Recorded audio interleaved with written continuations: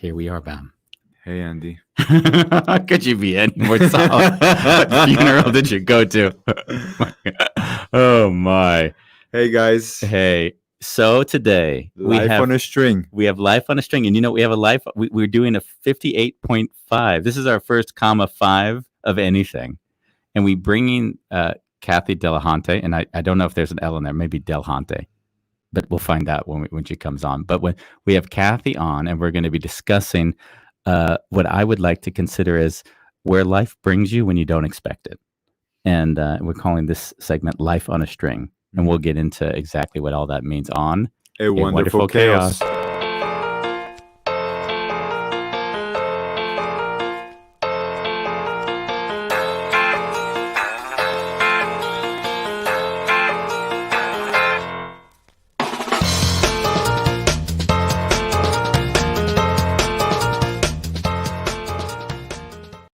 Da dee da.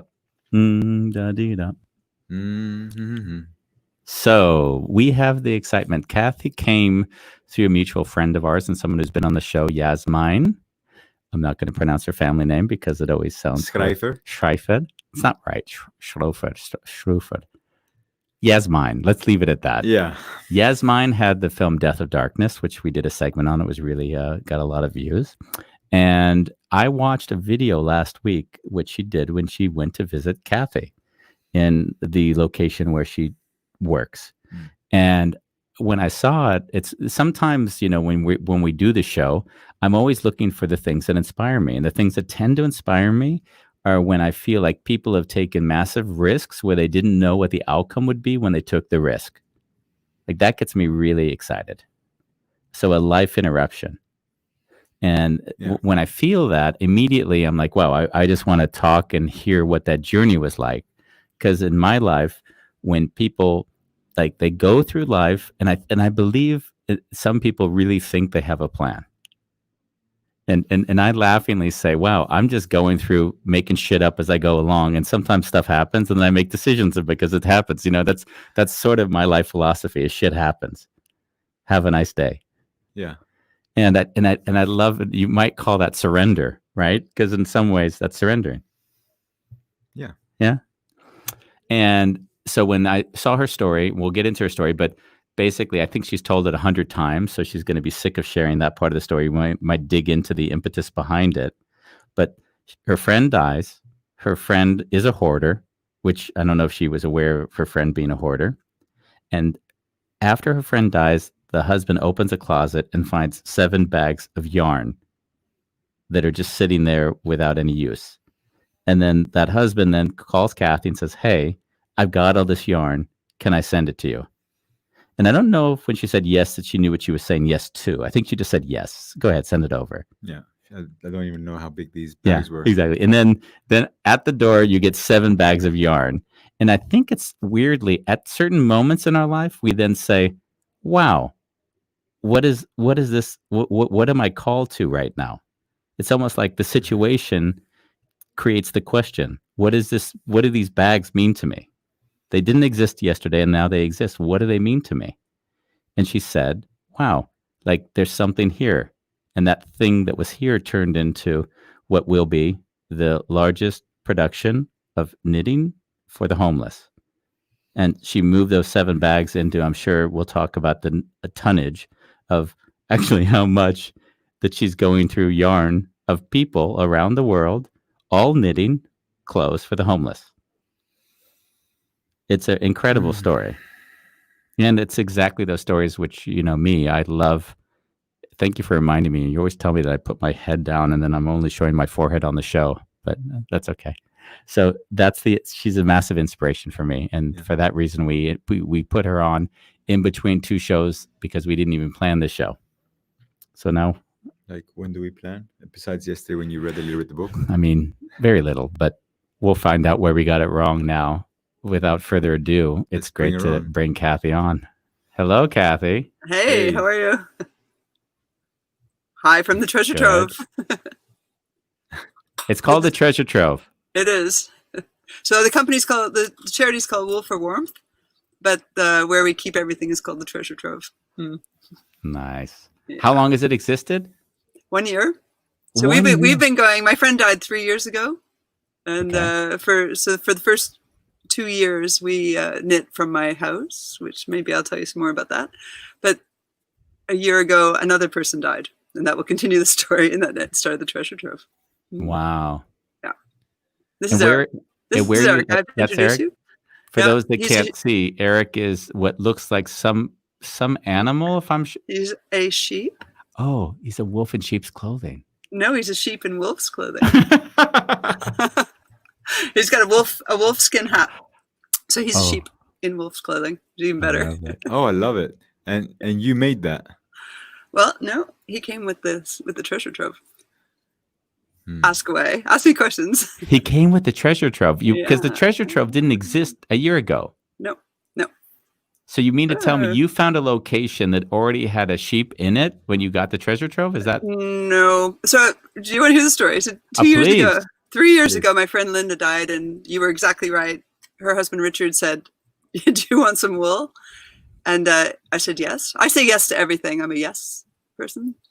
And he showed up at my house with 7 large garbage bags of wool, but also boxes of knitting needles and things and bits and books and everything. And my husband's British, and he just went, what are you going to do with it?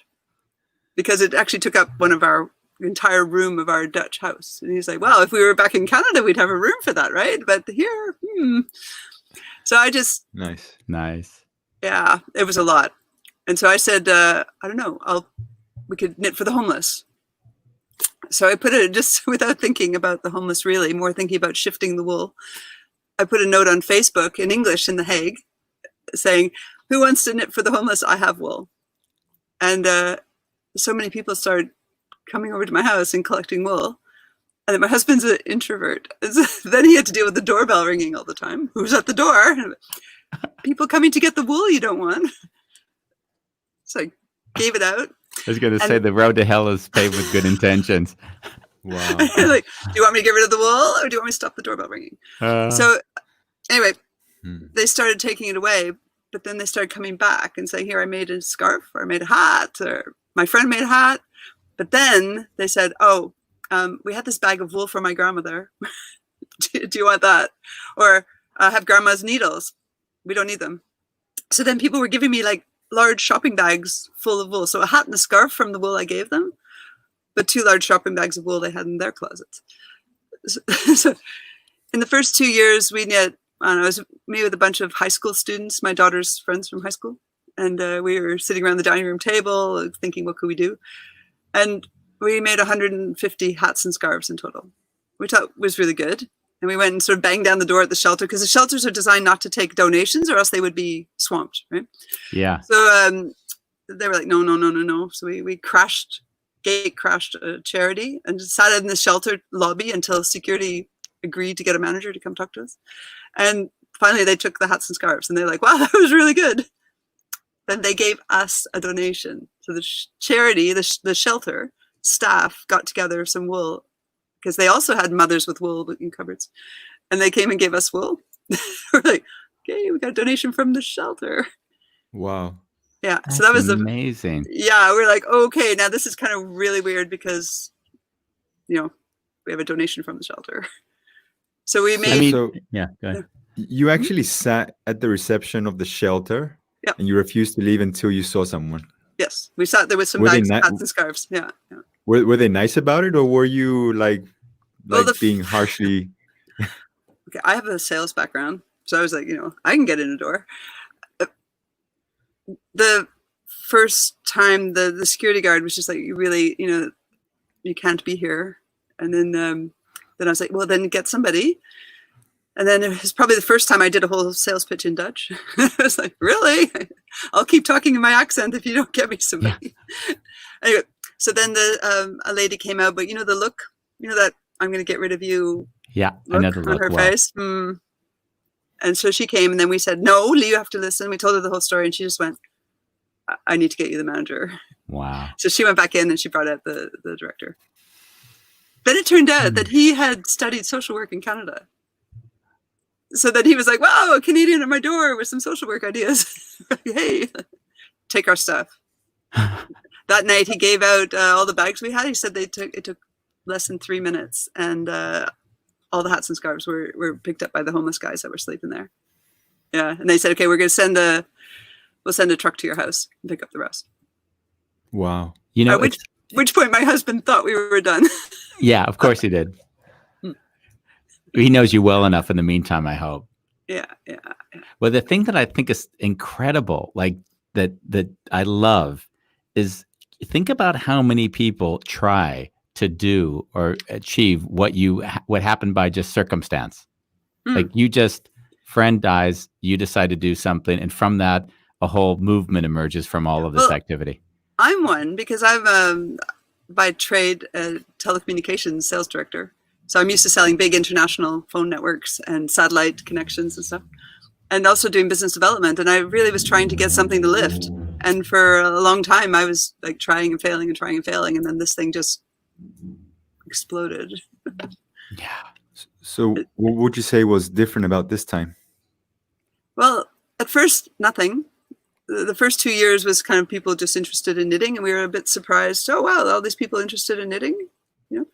But then the Treasure Trove happened. So we got a phone call from a man, and he said in English, which is unusual because I live in the Netherlands. Usually people phone you and speak Dutch.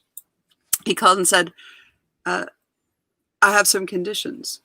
And he said, is this wool for warmth? I'm like, yes. He said, I have some conditions. And I thought, I've been in business long enough. I just grabbed a pen and I just started to write. I didn't challenge him on what he was talking about.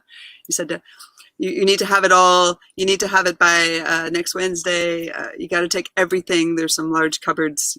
I'm taking it to one place. I have a van. You need to get people. But then he said, word for word, what Richard had said about his wife, Linda,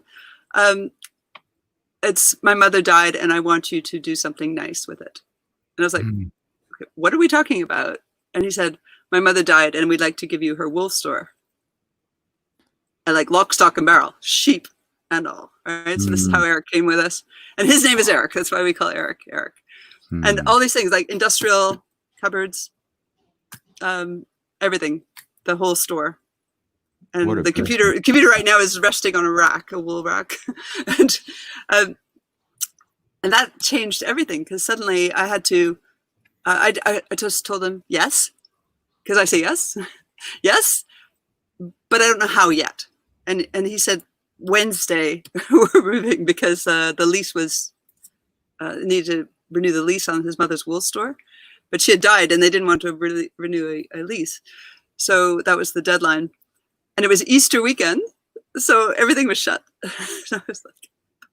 So I came for a coffee that was pre-arranged from a lady I'd met a month before, Petra from a charity called Mein Boeuf. And I just met her for coffee and I was like, you cannot believe this. I've been given a wool store. I have to move it by tomorrow.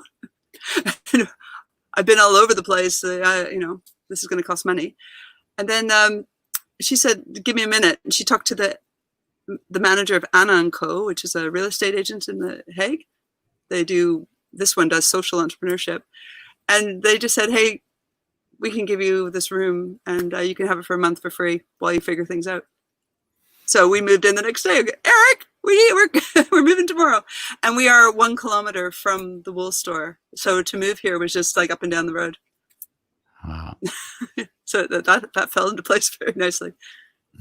Yeah. It's not free anymore, right? So if anyone wants to send us money, they can send us money. That's okay. But my husband and I are paying for this still out of our own pocket because we haven't actually had time to breathe long enough to get the financing set up. And I mean, you have a wool store now, which didn't exist in your life until this call came in. And then the question is are you, so is there a business here or is it all about knitting for the homeless? Do you trying to balance it somehow? Well, we will balance it because if you're homeless and you have a scarf, you need something you can wash in the canal or you can stick in the industrial machine at the shelter, which everything's on hot. So, cashmere and merino will just shrink to nothingness.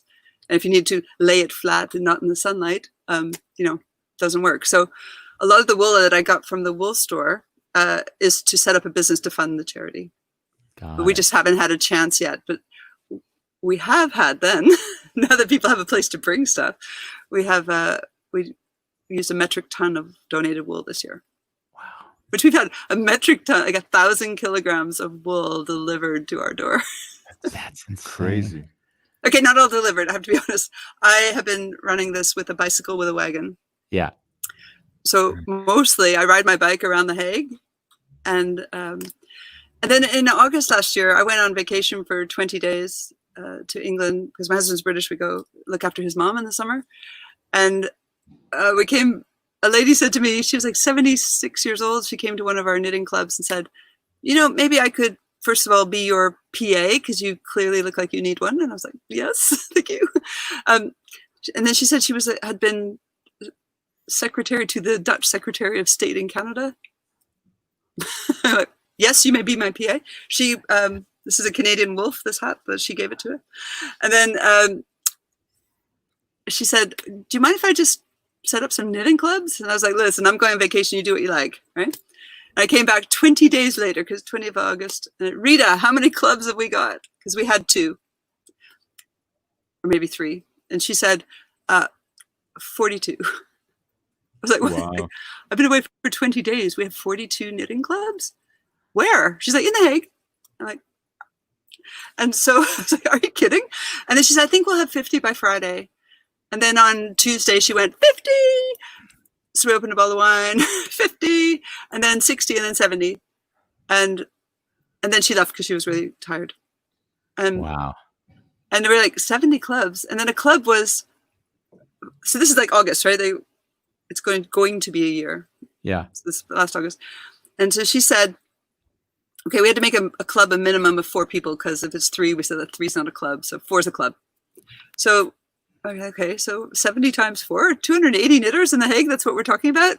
Because we already had 50, like so over 300. Really? And then she's like, yeah. So we went around and visited them all, and sure enough. But then that was August, September when they all started.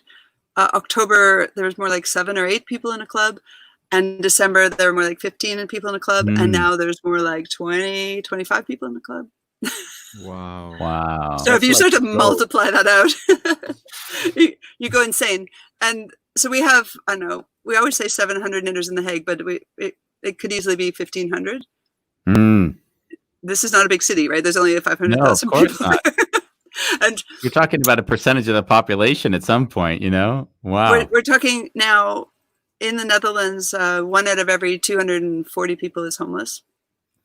Registered homeless. There's actually unregistered homeless, which means probably 1 out of every 100 people is actually homeless in the Netherlands. It's totally invisible. But we are now in The Hague. We have as many knitters as the homeless population. Wow. So, yeah, it's crazy. Yeah. And this is all with donated wool. Yeah. And my bicycle. And no real plan to do this. No plan. So I actually at one point, wrote a business plan because that's my skill. Yeah. But that was seriously like sitting on a Roman chariot with 8 stallions, and they were running. Yeah. And they were just like hanging onto it so that it didn't get too big too fast. Yeah, exactly. Scaling it's got to be crazy. On one level, like you couldn't plan this. If you try to do it with any plan, it would have never happened. No. We had a plan. Like our plan curve is like this, right? Steady, rational growth. But our actual curve is just like it's straight up. Yeah, it's straight up. In fact, the ceiling tiles in my room some of them are pushed up because at one point we were full to the ceiling. So you see, it looks all nice and organized around me now, but we were full where the ceiling tiles were pushed in. Wow. People gave us also, do you need a warm coat? Maybe I have an old coat. I have an old blanket. And I said, yeah, sure. Everyone's like, do you always have to say yes? And I'm like, yes, I always have to say yes. We'll figure it out as we go. You have that Yes Man movie from Carrie. You're the yes woman. He's also Canadian, right? Yeah, true. And we're like, sure, we'll figure it out. And then, so we'll figure it out. Yeah, that's right. We'll just figure it out. I think, as I said to this in the start, a lot of my life I feel like is unplanned. It just happens. And I think that people don't give enough credit to hanging out for 2 years and letting things materialize that take you in ways you'd never imagine. Yeah. Everyone thinks they got to have, when someone says, what's your 5-year plan? I'm always thinking, oh my God, you really got this thought that's possible. I always like intention. Intentions are nice because they kind of guide you away from. I like things to be intentional usually. Yeah, but like to plan out that far and to see where you are is just remarkable. I mean, we're it's extraordinary what's happening here. So right now, every Friday we had to. I have four full-time volunteers. They just come here every day and do full-time volunteering. 2 of them are engineers. One, Sheta, is from Ethiopia. He's Dutch now, but he was from Ethiopia. He's a satellite engineer as well, which was the connection where, whoa, satellite, who knew, who does that? You and me. Then we have Neoma from Southern India. We have Juhi from Northern India, Priscilla from Ecuador, Raquel from Brazil. And we're always looking for Dutch people because I believe in full diversity by age, color, religion, sex, nationality, everything. And so we've done it.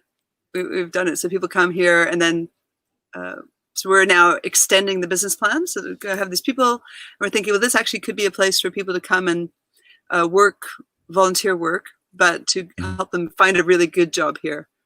So we just did. I'll show you what we have here. We just did a certification on our human resources processes, but it was my volunteer team who did the certification. Yeah. Right. Yeah, because so they never had the time, of course. No, I have time for anything. And so they got their PEP. It's an organization for people with businesses that use volunteers. So then the team did the certification, so they can put on their resume that they weren't just working for free, but they actually came and received the 4-year certification of our human resources processes. And so we can, I always believe that if you own your own company, you can do whatever you want with your company. So we thought, well, we're helping old ladies. We won an award for emancipation of women, but no one ever imagined that we were emancipating the over 75s. And because the ladies in the nursing homes are these ladies in Houthagen have knit 500 hats between October and March. There's like 7 or 8 of them. See if I have one. I usually have their hats around, like just crazy. Anything like, really? You've done how many? And they have a little piece of paper, and they're like, yeah, of course they do. They're organized. And now we have 500 hats and then 22 scarves. They're like that. I had one here. What I'm curious about is that to some degree, you could very well hit the threshold of people that could actually benefit from the things in the local area, of course. You probably already went past that. Yeah, we're past that now. And I'm also wondering, like, is at some point that you would sell the things that people make because in essence, that goes to funding the whole thing. It becomes a circular economy. Well, we're working on the circular economy model. Because right now everything's made with donated wool, needles, and I guess even officially us paying the rent here, that's my husband, my donation. So we don't use anything new ever. And then we are looking to build a model where people come and learn the skill of knitting and the skill of crochet, and then we can sell their products. So they're actually coming deliberately, and we can try to pay them. But was an organization that had the little old ladies knitting, and they were selling their products, and the ladies weren't getting paid. So people say, well, is that modern slavery? Oh, wow. So, yeah. So anything, well, I mean, modern, but the humor in this case, it's modern slavery going to pay for the hats for homeless. So in some ways, that's right. But then, so we thought, no, we're going to actually build a business model that. Yeah. But the thing is, if you had to pay me for my time to knit, even though I'm advanced and super fast, you're not used to paying that. You're used to paying as slave labor in Bangladesh. Yeah, of course. Right? Yeah. And you're used to paying for slave labor on a machine. Yeah. So if you see the hat, you can't tell the difference of the hat. Yeah. Right. So if for example, I have lots of them. So this is a hat. I just a typical example. Someone put a pom-pom. It's so sweet. Yeah. Right. And then this is really, if I put it really close, this is really nicely it looks knitted. Really well made. Like, yeah. Really. It's really well Wow. made. And then it's super cute, and it could be for a man or a woman. And there's a scarf to match it. Wow. Right? But you would pay at Primark €10 for the set. Right? But it probably took like 20 hours. Yeah. And so maybe not 20. It depends on the speed of the knitter. It could have taken 10 hours, but it didn't take 40 minutes. Yeah. So we're trying to find a business model where we can reach the super rich. That if you have to ask us how much this costs, you cannot afford it. Yeah, it makes sense because in some ways you're not building an economy, you're building a philosophy. And the philosophy is who sees the philosophy behind our work and not necessarily, hey, is it worth this amount? Because anyone can value anything however they want. Yeah. Yeah. And we develop our own business models. I like to steal business models where I can because was a consultant, but I also have the education to build business models. Right? And one of the ones we built for this project is the three lever model.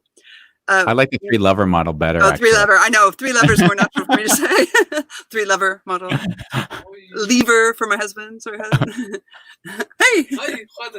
Is that your husband? We're just talking about 3 lovers right now. Don't worry about it.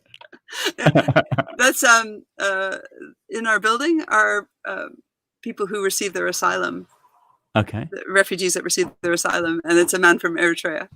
Oh wow! So you're in the same building. But these are the asylum seekers. The ones who've received their status. They're Dutch now, but they were asylum seekers. Wow! So and they're in the same building as you, or how does that work? They live upstairs. So this is an old Ministry of Social Affairs building. Wow! They live upstairs, and we work very hard. So Sheta, our general manager, operations director, he's Ethiopian and he speaks Eritrean. And so we've been working really closely. There are a lot of men with broken hearts and who've been through terrible, they came over on the boats and some of the boats sank and, big, terrible stories.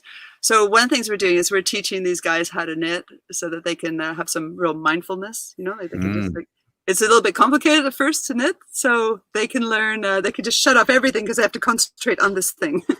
And so the guys, we're working with the men upstairs to see if we can find a way to make it not knitting, make it making, because knitting's, got some feminine femininity around it. But yeah, so we had an interesting, yesterday's guest was someone who talked a lot about making mandalas. And I have a very similar feeling with making mandalas or doilies or knitting. Like there's some way of it's almost like your brain goes into this, it's like a RAM state or what, like it's just running, but it isn't, it isn't able to have, please. It depends on your level of expertise. So at the beginning, you have to concentrate so much on this thing that there's nothing else that can fit in your head because it's super mindful.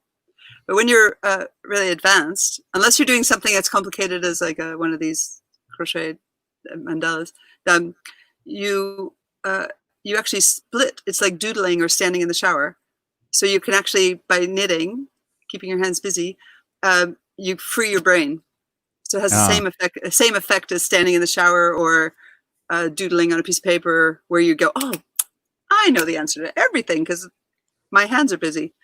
And so you can actually change how you think. So when I was working at the KPN, the phone company here, we were working on a really difficult project, and I would just bring my knitting, and the men were like, look, this is why we don't have women in business, and I was like, yeah, well, shut up, you just wait and see. Yeah. And then whenever we had something where we were really stuck, in the end, the guys were like, Cathy, get out your knitting. We're stuck. Knit us out of here. Yeah. When my wife asks me a question and she wants the immediate answer, I say, babe, I need the process time. Like the time when I'm doing nothing and then my brain comes up with solutions, but I can't fight for that. It happens. I can't push it. But the thing is, like when you're knitting, it does that. It takes that mechanical part of your brain and keeps it busy so that the thinking part can come up with good ideas. Yeah. Yeah. Like this. Yeah. Like where you happen to find yourself. Let me tell you, we have one project that's quite serious. And this also just happened. We were at one of the shelters, and they contacted Rita, the lady who made all our clubs, and they said, "Can you make blankets?" And we're like, "Yeah, we can knit anything." And they said, "Well, could you make blankets?" So we get a lot of squares. So if you see Eric's scarf here, squares, Mm-hmm. you know, and then you can sew them together and make things from these squares. People with dementia can knit these squares because they can remember how to knit from 40 years ago. People with physical and handicap disabilities can knit squares. And people who just, you know, they have a short attention span or they just want to do something can knit up scraps. Right? So we have all these squares, and we said, yeah, of course we can make a blanket. They said, we have a hospice for the homeless. Now, this is something no one ever considers. We didn't consider it. A hospice for homeless people who are dying. Of course it needs to be a hospice for homeless people. I didn't think of that. And then, so they said, can you make a blanket? So I have an example here because this is a current one that just came in. So we just sew them all together and make these giant blankets. Beautiful. Like, look at the edging. It's all finished beautifully. And they're just squares. These are bigger squares. And they're given to the hospice patients, and they can have them to the rest of their life, and then they're buried with them as a shroud. And it's like so touching, makes people just tear up, and they think, oh, that's different. Like, wow. And we're able then to help handicapped people at the daycare, little old ladies with dementia. People just send me boxes of squares, and then we send them to another knitting club that likes to sew them together. They sew them together, they make blankets, and we bring them to the shelter, and they give them to the hospice. And it's like this sort of like, oh. So you've got a whole production line going. Yeah, and it just comes with scraps. This is all scrap wool. But this one is really special. It just came in this week. There was a South African lady named Frida, and she moved here with her husband for their retirement because their daughter lived here. And her husband died of liver cancer like 6 weeks after she got here. They didn't know he was sick when they left South Africa, and they got here, and then he died. Like, wham. So she's now a retired lady in a foreign country. And so she knits with us, and she's like really involved, and she knits like reams and reams of things. She knit like the hat I just had on. And she heard that we knit for the hospice at the shelter, and she made this one especially for them because the hospice was so nice when her husband died. Wow.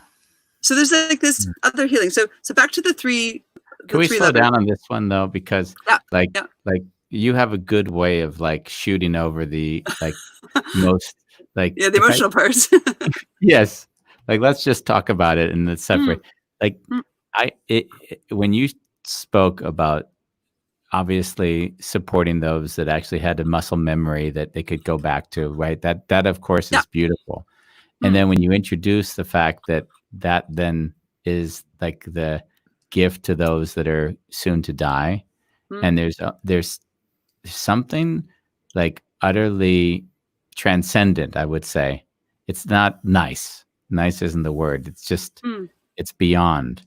Yeah, it's a completely different. It's something completely different in what we do. It makes it almost, I would say, it gives a meaning to life in what might be seen as a meaningless activity. Like if we have a chance to do something where our life then becomes meaningful, then that feels like it's it. Yeah, that's really it. And it comes from like scrap bits of wool that someone was going to throw out or is in the back of the closet. And it includes the sort of production chain. Yeah, includes so many different types of people. And people with like such limited abilities. I'm going to slow you down a little bit though, because I'm loving this right now. It's almost like you're like me. I'm like Yasmin's mother, actually. Is that right? I don't know Yasmin's mom.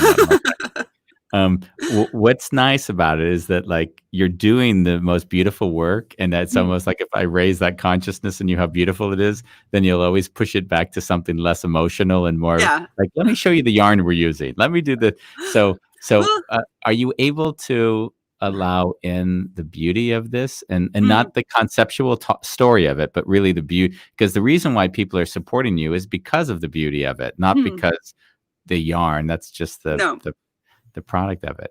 So how able are you to let that in? I was really struck one day because I was riding around on my bicycle with my wagon, and it was really functional, going to houses. Women were giving, it's a sort of slightly different story, but the same thing. We found from the knitting clubs at the old age homes that a lot of the women's husbands had died. It's quite common that there are widows in old age homes. But they couldn't get anyone to pick up the husband's clothes because they had 2 bags and they will only pick up if you have 5 bags. Something like that, like a process issue. And they were also, over 80, so they couldn't bring their husband's clothes somewhere, but the husband had died. So they had this constant reminder, a sort of lack of closure with their husbands because they couldn't remove anything. So everything had to stay in the house forever. So even though they maybe would have liked to have done something, they couldn't because of all these limitations. So I would just go with my bike and pick up the stuff. And the ladies would say, would you like to have a cup of tea? And I thought they were having a cup of tea with me because they wanted to tell me the story of their husband. And then I realized that one day that I have to get my head around dealing with a lot of people's traumas, and that we're able to really, really help people with their traumas by doing the most basic, like you say, kind of a trivial thing, like a ball of wool or a wagon or bike ride. And I realized that they were actually having cups of tea with me to thank me for coming to pick up their husband's things. And then I get a call from another widow. I hear you pick up husband's things.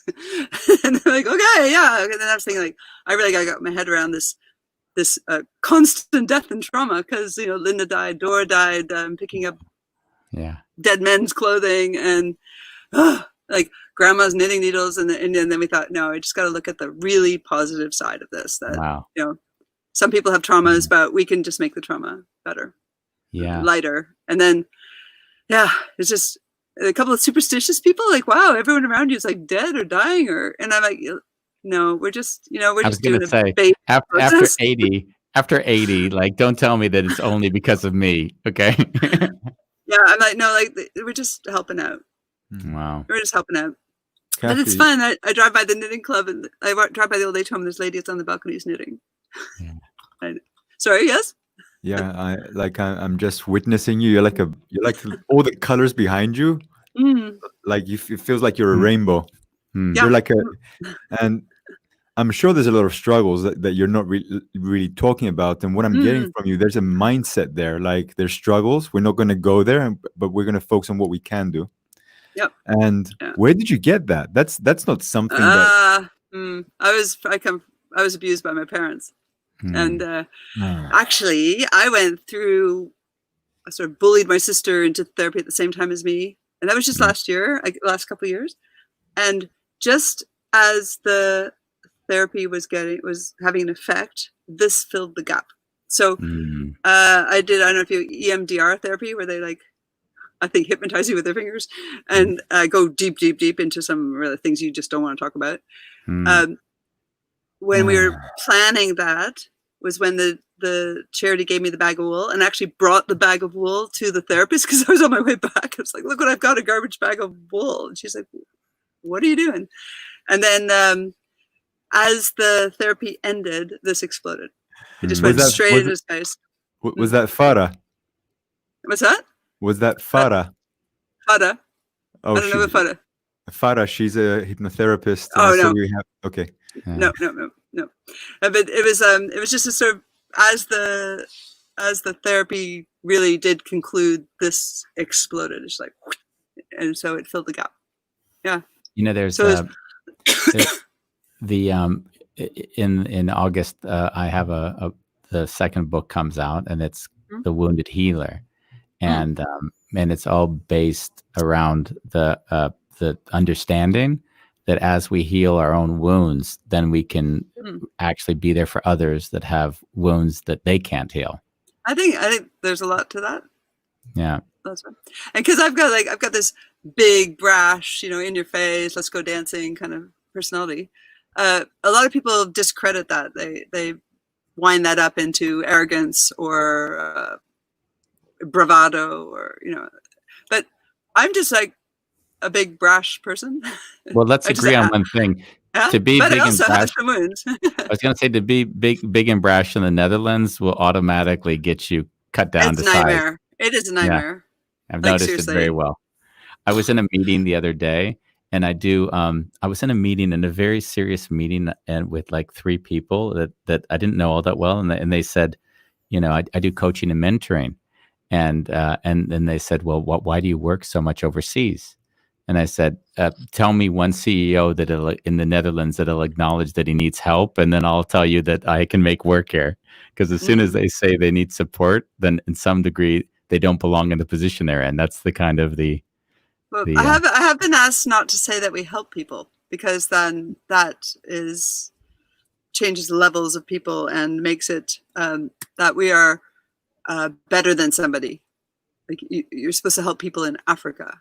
So I know something like that, but we help people here.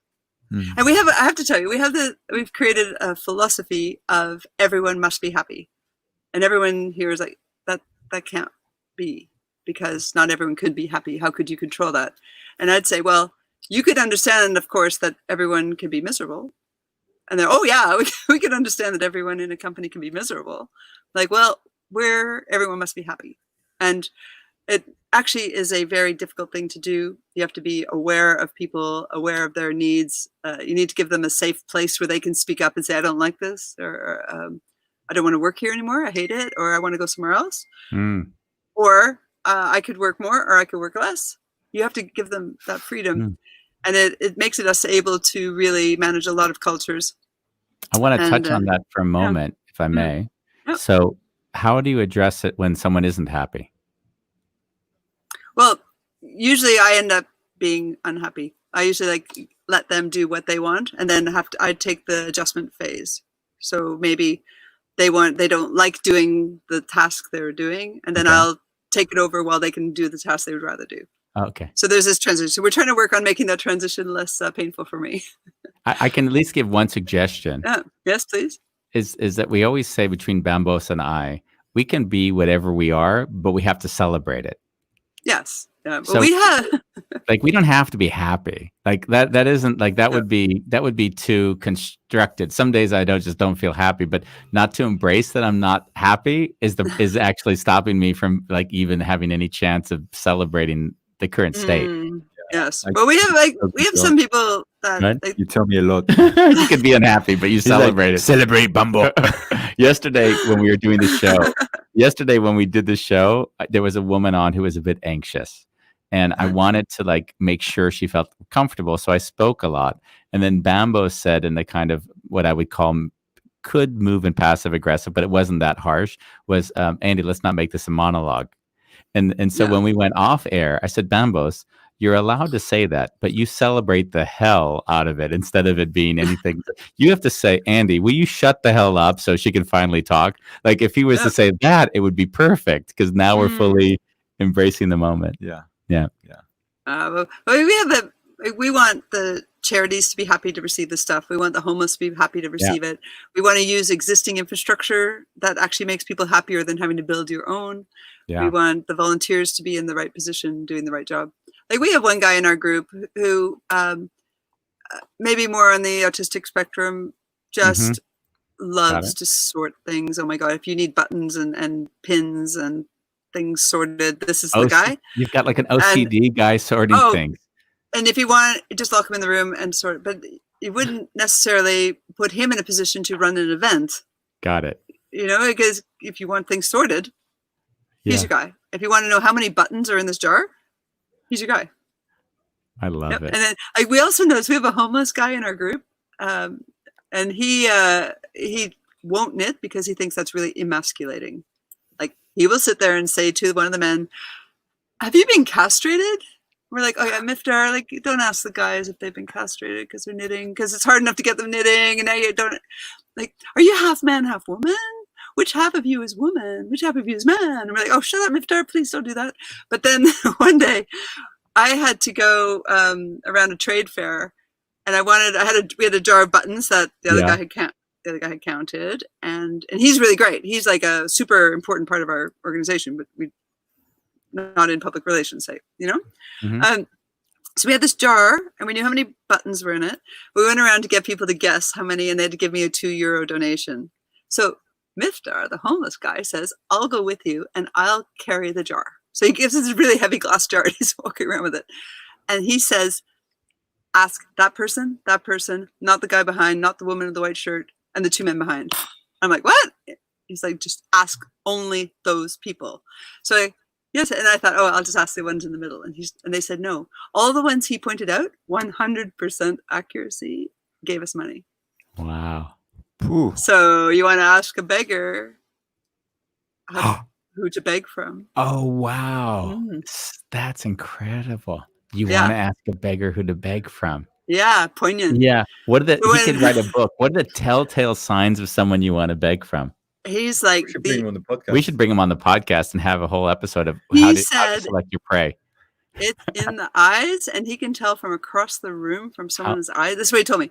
He said, don't look at the face, don't look at the body, look at the eyes. And he's like, he can tell from across a trade fair stand we were actually in the City Hall atrium, and he could tell who to approach. And then he wasn't even allowed to be in the atrium because they know he's a homeless guy. I was like, oh. Yeah. And he said, I can't go in, Cathy, they won't let me in. I'm like, look, you're with me. I'll get you in. I got you a ticket. Okay. Right? And he was like, they don't let me in there. We walked in with him. He got his wristband because I was with him. He had a ticket. And he walked in, and he walked right up to the security guard, who usually kicks him out, and fist bumped him. I was like, Miftar, they're going to throw you out. You're going to take it to the extreme now, you know? Like, they can throw you out. I got you in, but they can throw you out. I think, you know what? I think if you ever get to the point when you're helpless, when you're homeless, I always like laughing. You know, the quote I've said 100 times is "Freedom's just another word for nothing left to lose." So if you've gone to that point, I think you're pushing the boundaries, everything in your life at that moment. Yeah. Your life feels like a movie. Like it feels like a movie. Yeah, it is. Yeah. It's always been. I've always had a penchant for drama.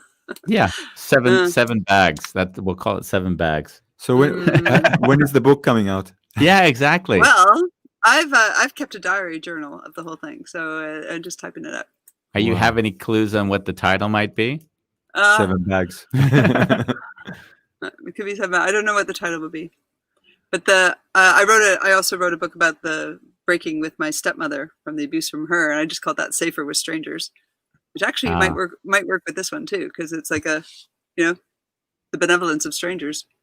Because when your own family's hurting you and you need to rely on strangers for help. That's beautiful. That's actually, we have a show coming up where I haven't spoken to you about this yet, but the whole idea was that in a weird way, a lot of us don't have families that support us in the way we need it, and then we create those families outside of our family units. Yep. And it's really, after my mom died, she was killed by a drunk driver, and I kind of went to another family, and then that family sort of adopted me. So I'd spend Christmas with them, and they get the gifts. It was always a bit weird because I had my own brothers and then my father. And I'd always spend the Christmases with this other family. And my mom, since my mom was sort of the hub of everything, it wasn't, it was kind of understandable and yet still a bit weird. I can understand. I got adopted by a native community, a native First Nations tribe in Canada.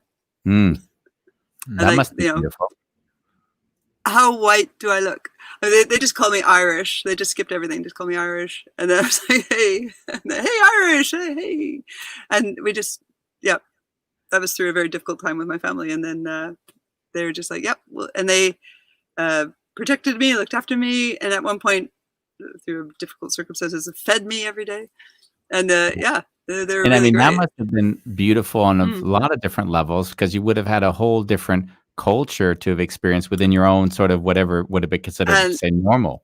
A very close culture. So my great grandmother's native Indian, and we weren't from Quebec. I'm from French Canada, and we weren't even allowed to know that. If I say to my mom, we hear a rumor that Dad's grandmother was Indian. She's like, no, don't. That's not true. Don't even discuss that. But the thing is that we missed I must have like zillions of cousins and stuff I don't know because I wasn't allowed to know my grandmother, my great grandmother, you know. And wow. Yeah.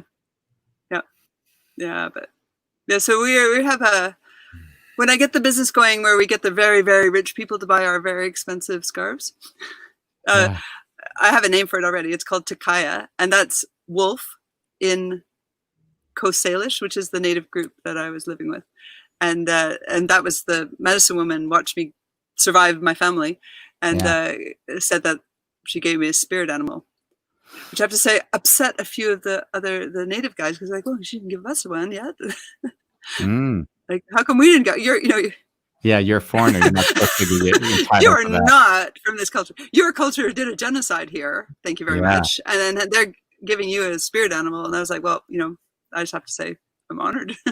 And it was wolf, which is also a high status spirit animal like that is something, wasn't something I was expecting or looking for or anything.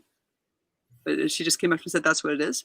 So Takaya. So I wear a Coast Salish ring all the time, and on it is a wolf, and that's going to be the name of the company that we use to fund everything. Wow! When we get it going, yeah. I've said in the Netherlands. Wow! Yeah. Wow! Wow! Wow! You need to let me tell about the three levers, though. I have to say, the three lovers or three levers? Levers, Levers. Levers. Okay, go on. So we have. First, we'd say to people, "Hey, do you want to knit for the homeless?" And they'd be like, "Yeah, okay, if you have some wool." No. Then we'd say, "Well, do you want to knit?" Well, probably not. Anyway, but then we suddenly hit on this formula, and it's one lever is for yourself, one lever is the action, and one lever is for someone else.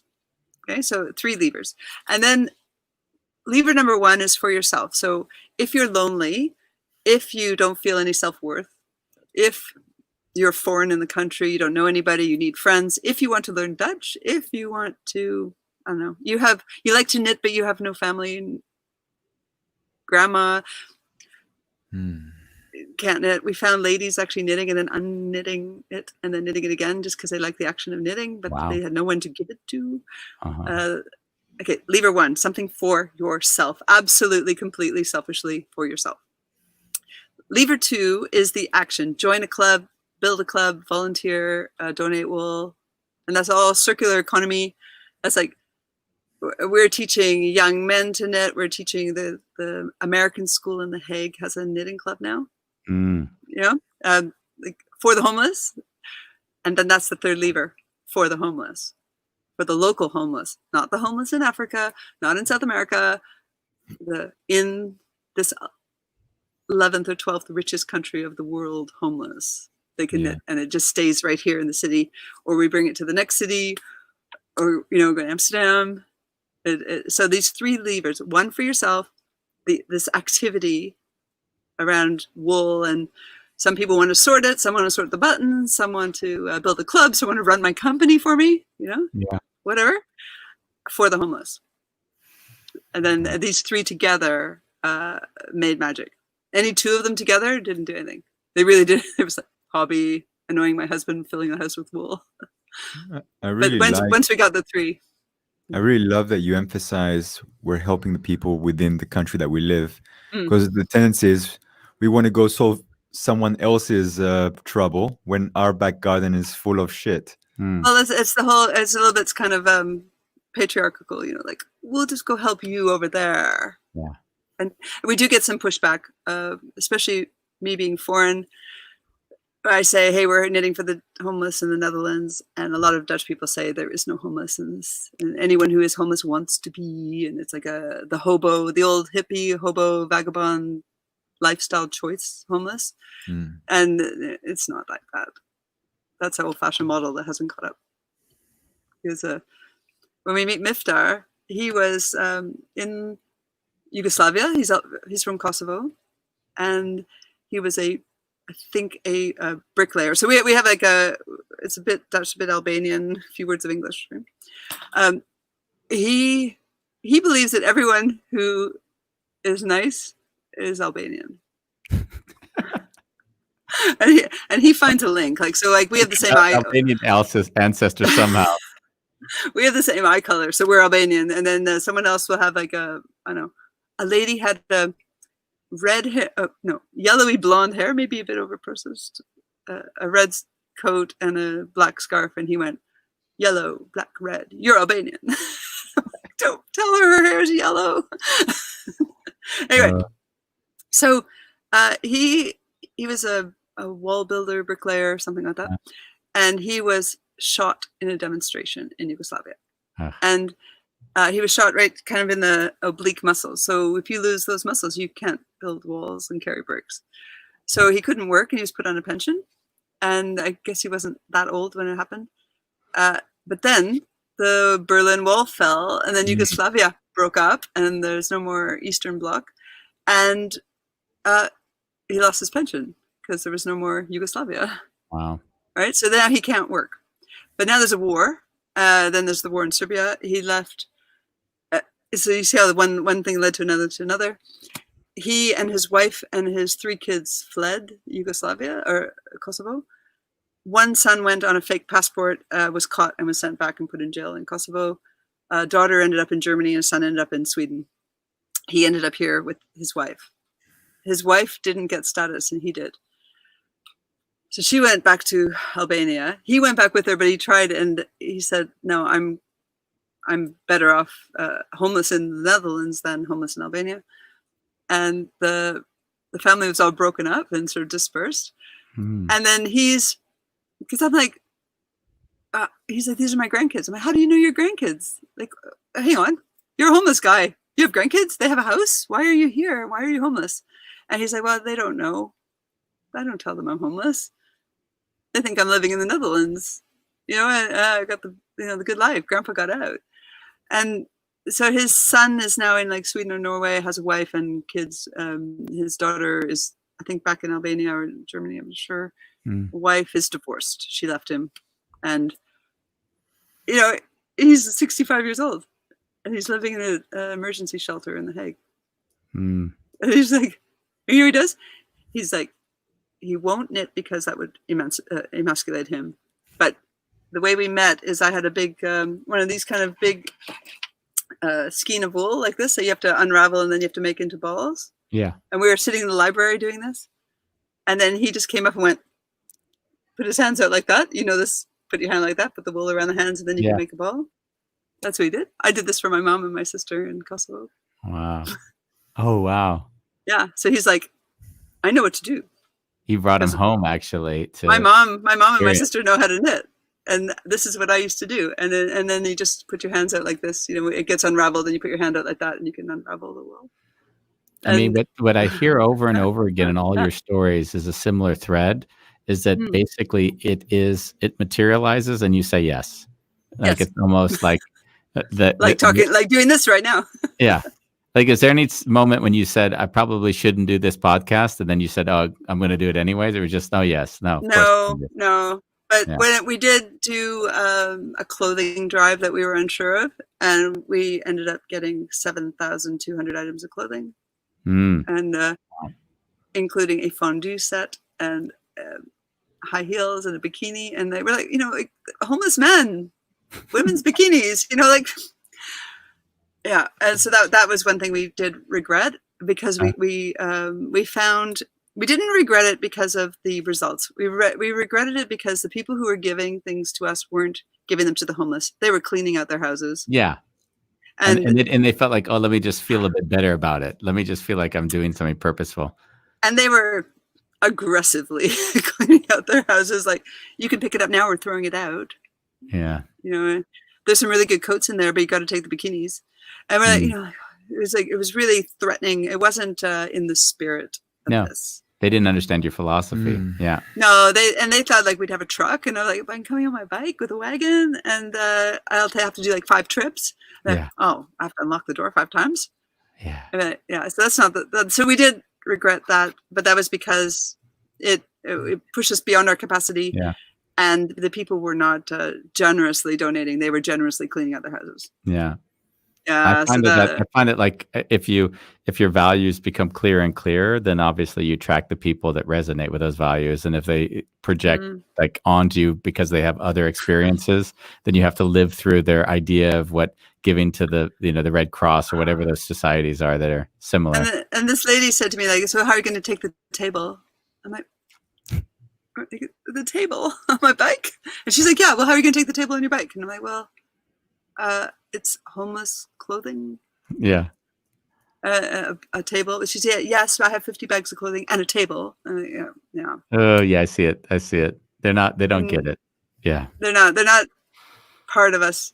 But we have this other thing where the clubs are all these people, they're all together, they've made new friends. We had a lot of broken souls come to us. It's really funny because you would never pick me as the broken soul type. I'm becoming it, but I wasn't like that. And we have all these people who just come for the camaraderie and they're knitting together. And I have my emptying glass of wine here. We had to open our doors we will always be open Monday afternoon and Friday afternoon, so people could drop off stuff. And then Friday afternoon, drinks, obviously. So, but the Dutch don't do drinks Friday afternoon at 3. But we wanted it to be open a bit for the people who didn't have jobs and a bit for the people who did. Like, so the moms before work in the school. Yeah. And so we said, okay, from 3 to 7. And then Isheta said, yeah, it's like the evening in the afternoon, you know? Like, yeah, you're a smooth guy. And so evening in the afternoon, come for drinks. And then what happened, another crazy thing, we're seeing cars backing up, and with the husbands driving. And then the husbands are getting out and they're like, hey, we brought some wool. And like every time, 7, 8, 10 bags of wool. And the husband's like, well, I don't know why she has all this wool, but anyway, if you want it, we're here, I'm driving. Right? And then the women are like, we brought some wine. Clunk, clunk, oh, yes. clunk. You become this social gathering location. Every Friday night, we know where to go, but we got to go buy a few bags of wool in order to show up. So we'll pick them up and then go. So we have this like Friday afternoon craziness. It's a bit quiet today because I don't know, Corona and everything. Yeah.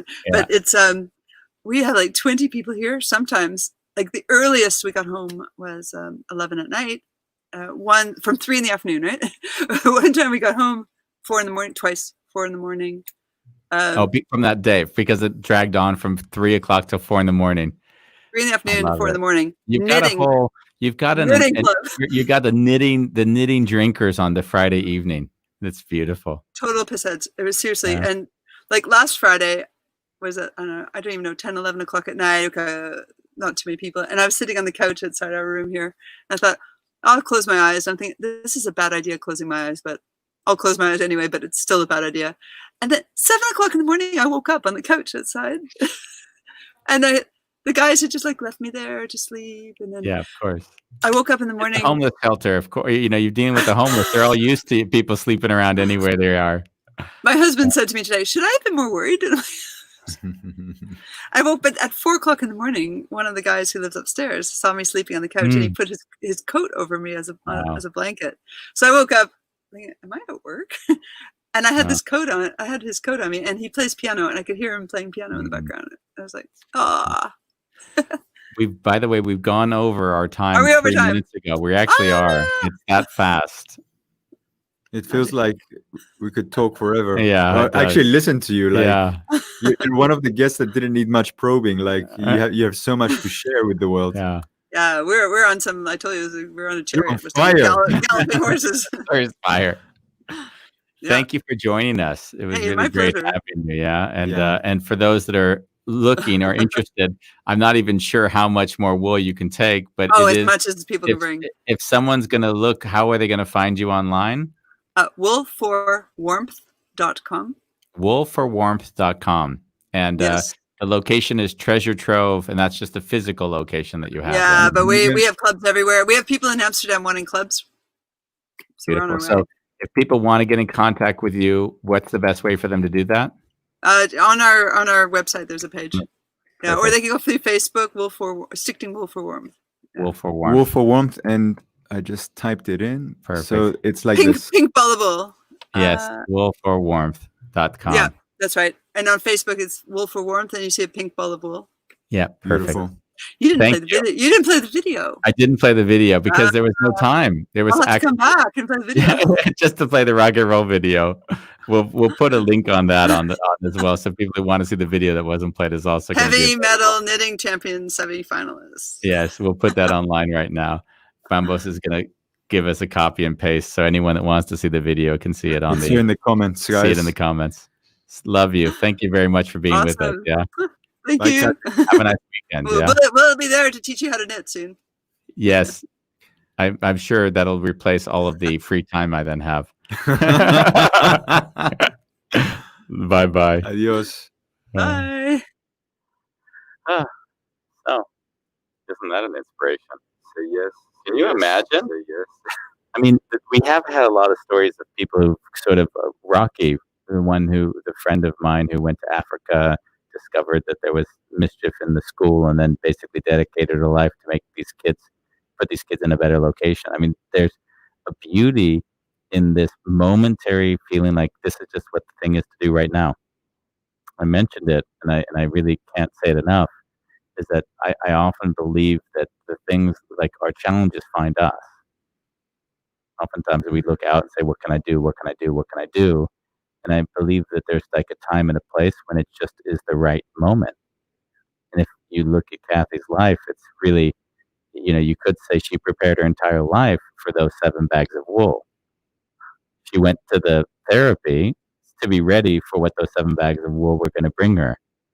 So there's a beauty in seeing how that evolved and became what it became and continues to become. Like that ability to just give. And like, I didn't hear any story where I'm taking myself into account, actually. No, I mean, that'll be another thing that she'll have to do on her journey is where do I set the boundaries? And that'll come in time as well, of course. Yeah. There'll be another episode. Yeah. I've had enough of this. Hey guys, have a beautiful weekend. Day. We'll see you on Sunday. Yeah, we'll see you on Sunday. One man, free hugs. He's going to be here at 12 noon. Yeah. It's going to be a great show. Thank you for being here. Wonderful chaos. Bye.